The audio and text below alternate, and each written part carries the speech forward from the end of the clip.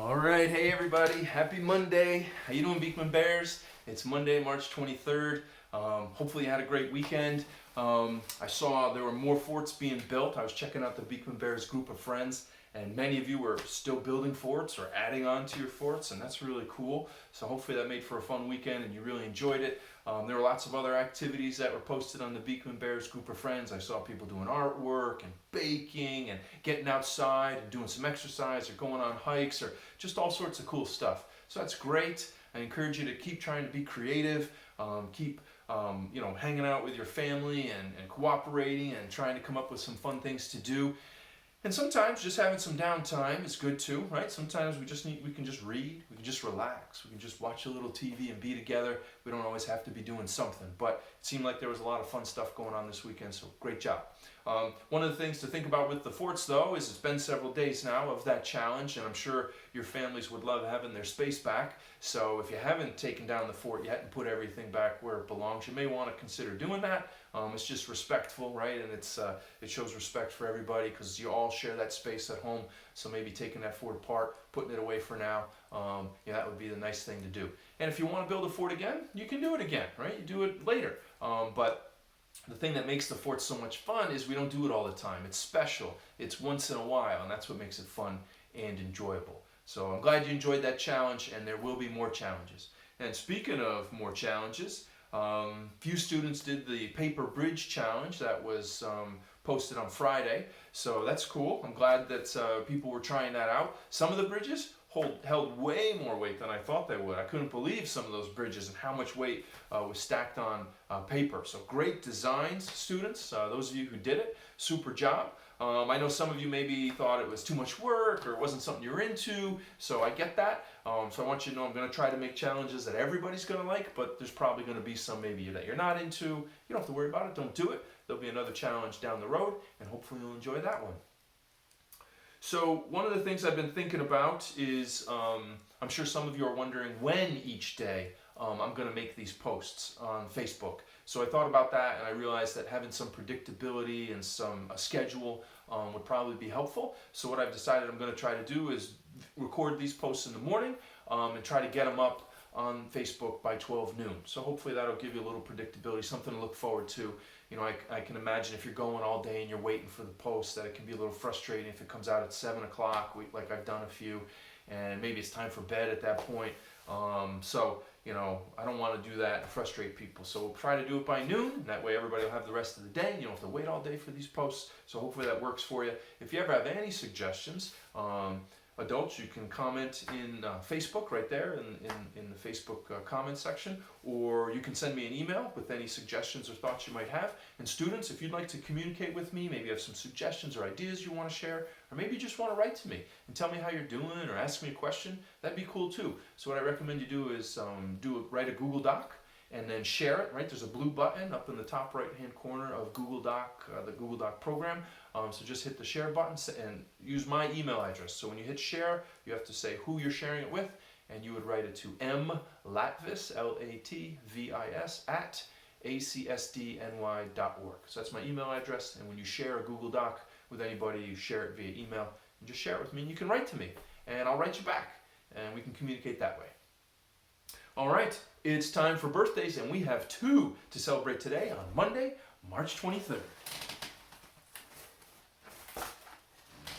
Happy birthday! This birthday shout out goes to Gabe Malero. Happy birthday to you, Gabe. I know that your family posted a happy birthday announcement on the Facebook group of friends, so that was cool. So happy birthday to you.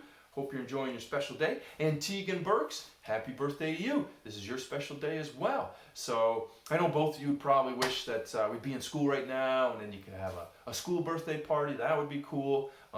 Maybe you can't have friends over because of everything that's going on. So I know that's a little bit of a bummer, but just wanted to say happy birthday to you. Hope you're making the best of it and you're enjoying this time with your family.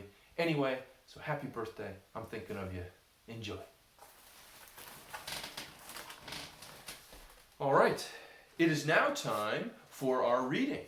So this reading is, like I said before, is The Foolish Giant, and this is written by Bruce and Catherine Coville. So This book, I think, is going to be mostly for our younger students. Probably students K1 and 2 are really going to like this. But anybody can listen to this read aloud, right? So you could be an older student. You could listen in. If you're an adult, you can watch. It's no big deal. But I just wanted everybody to know I understand that maybe some younger students will appreciate it. Older kids, it might be something that you're not into. But we have more books coming for you later this week. So be on the lookout. If you're in an older grade or if you're in an upper grade, we have some books that I'll be reading for you later this week. All right, so this is called The Foolish Giant. Let me get set up. So I want to read this so everybody can see the pictures.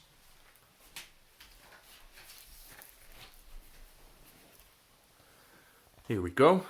The Foolish Giant.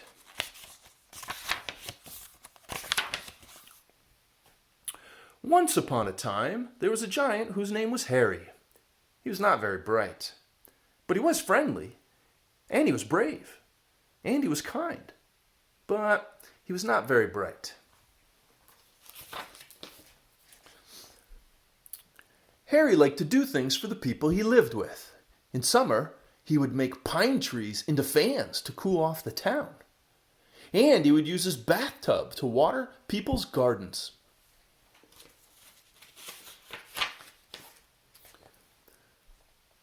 He even held up the steeple of the town church while it was being built.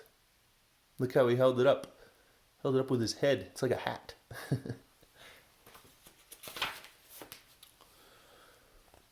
But the best thing that Harry did was to keep the wicked wizard who lived on the hill from taking over the town.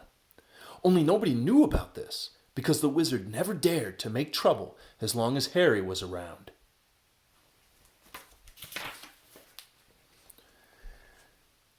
Sometimes people got angry with Harry when he tried to be helpful. Like the time he helped Will Smith dig for fishing worms. I don't know if you can see it, but you see that big hole he dug? It's a gigantic hole to dig up worms. So obviously the people weren't too happy that he made that huge crater in their town. And the time he helped with the wine making. Right there you can see he's squishing the grapes with his feet and he crushed the barrel. So he blew it up by mistake, obviously. And worst of all, the time he picked some flowers for the mayor's wife. And they turned out to be the mayor's best apple trees.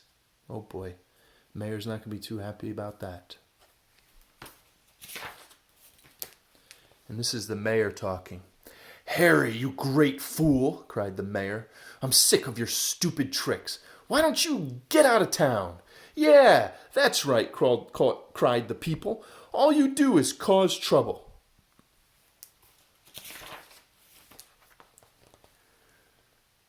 Harry thought his heart would break, but then he thought about all the messes he had made.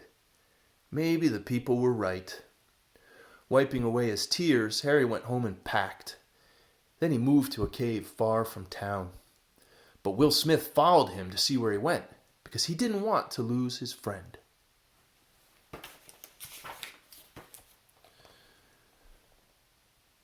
When the wizard saw Harry go, he rubbed his hands with glee. Now there was nothing to stop him from taking over the town. First, he turned the mayor's wife into a cow. The spell only lasted 3 hours, but it proved what he could do.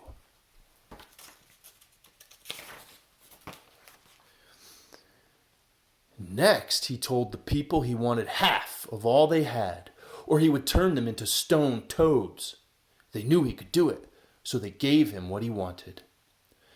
But he was greedy, and soon he wanted more, and more, and more. Before long, there was nothing left to give him.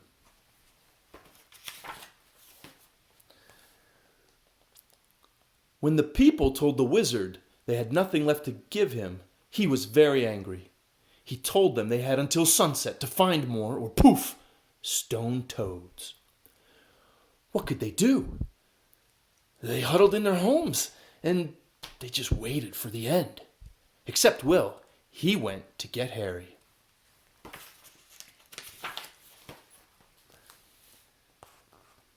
Harry was sitting in front of his cave, and he was shaving. "Harry, you've got to help us," cried Will. "The wizard is going to turn us into stone toads."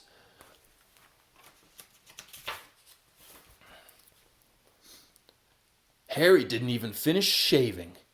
He picked up Will and ran for town.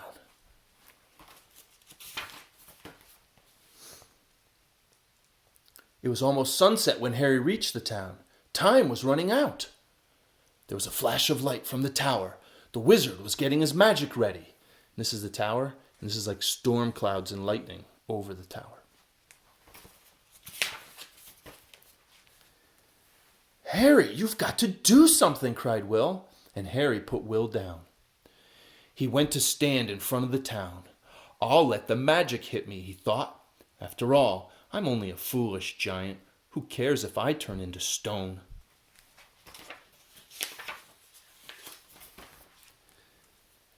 Harry, come back, cried Will.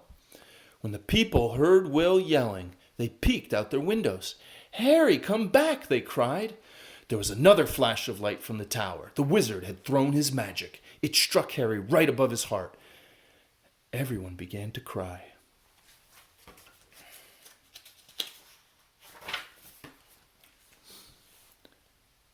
I don't know if you can see it, but that's Harry down there.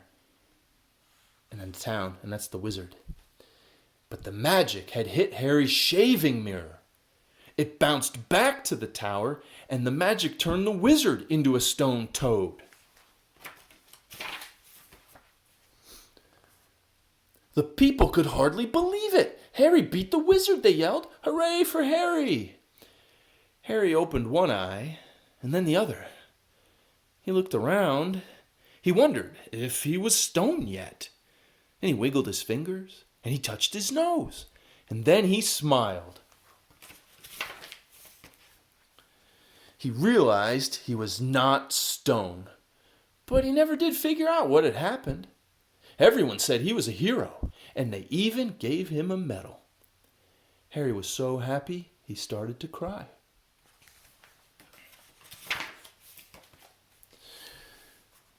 Of course, Harry still did do some foolish things, but now most people thought it was because he was busy, thinking up more clever plans. And the rest of the people who knew he was just as silly as ever loved him anyway. After all, he was friendly, brave, and kind. And of course, they all lived happily ever after. Except the stone toad, that's the wizard. The end. And that's The Foolish Giant, and it's by Bruce and Catherine Coville. So hopefully you enjoyed that book. Hopefully you never read it before, so that was the first time you saw it and you enjoyed it. One of the things before I go is I just thought maybe we could talk a little bit about it, or you could talk with someone at home about the book. So some of the things that you remember we do at school a lot, especially when you're in class or when we have grade level meetings, we try to think about what the message of the book might be. What is the book trying to teach us? What is the author trying to get us to think about? So I'd like you to pause this video and think a little bit about the book and what is it trying to teach us. So go ahead and think. Pause the video and think. All right, you just unpaused the video and we're back. Hopefully you have some thoughts about the story. What I'd like you to do now is take those thoughts that you have and share them with a family member. So you're going to pause the video, share it with a family member. If you don't have a family member close by, you can share it with your pet. Maybe tell your turtle, your dog, your cat, somebody. Or if you don't have a pet, you could tell a stuffed animal. So tell maybe one of your stuffed toys, your animals in your room, and talk to them. But anyway, you're just going to share a few minutes of your thoughts about the book. What do you think about what we just read? What is the author trying to teach us? What is the message here in the book? So pause the video and share your thoughts with someone else. Pause. All right, we're back because you unpaused the video. Hopefully you shared your thoughts with a member of your family or a pet or a toy. Maybe these are some of the things you thought or discussed. Maybe one of the themes that you pointed out in this book is about teaching us about friendship and kindness. Even though Harry was told to leave the town, and this hurt his feelings, when the townspeople needed him, he came back without hesitation. That's the mark of a true friend. He was very generous. Even though they hurt his feelings, he came back, and he was trying to show kindness for others who weren't very kind to him. Another thing maybe you talked about, I know I think about this sometimes, is what I call pluses and minuses. So we all have pluses and minuses, right? Just like Harry did. His pluses, he was kind, he was helpful, he was thoughtful, but some of his minuses, sometimes what he did was annoying, he could be clumsy, so those are some of his minuses. We should remember this with the people we love and others around us. They have pluses and minuses too. But if we only focus on the minuses, we'll quickly forget all of their pluses. And then maybe we'll start to forget all the reasons why we love them, or we want to have them around, or we want them in our life. So if we only focus on the minuses, people can get really sad and dejected and feel like they're not loved. And that's how relationships start to get damaged. So we all have minuses. Doesn't help to focus on them. So I think one of the messages of the book is to focus on the pluses and all the good things about the people we love and we enjoy. Another message in the book, maybe you pointed out, was to appreciate what you have while you have it, right? So I don't think the townspeople realized how good they had it when they had Harry there. They didn't realize that he was keeping the wizard away, and once they kicked him out of town, that's when some bad things started to happen. So once he was gone and the wizard was involved, they obviously missed Harry very much. So we need to appreciate our family members, our friends, and the things we have that sometimes we can forget about, right? We're very lucky, we're very fortunate, and we can forget this day after day in our normal life. So I think part of this book is teaching us also to be thankful and grateful for those who are in our life and for the things that we have in our lives. All right, so hopefully you enjoyed the book. There'll be another book for our younger students next Monday. And until then, thanks for enjoying that read aloud. So tomorrow, we're going to post again. Like I said, I'll try to do it by noon. And tomorrow's post will be a Principles Challenge again. So it'll be a different one. Hopefully you'll like it. And it'll be some fun. On Wednesday, I'll be reading to grades 2 and 3. On Thursday, I'll be reading to grades 4 and 5. So make sure you're voting on the Facebook vote. There's a poll there. You can make your pick on what book you'd like me to read.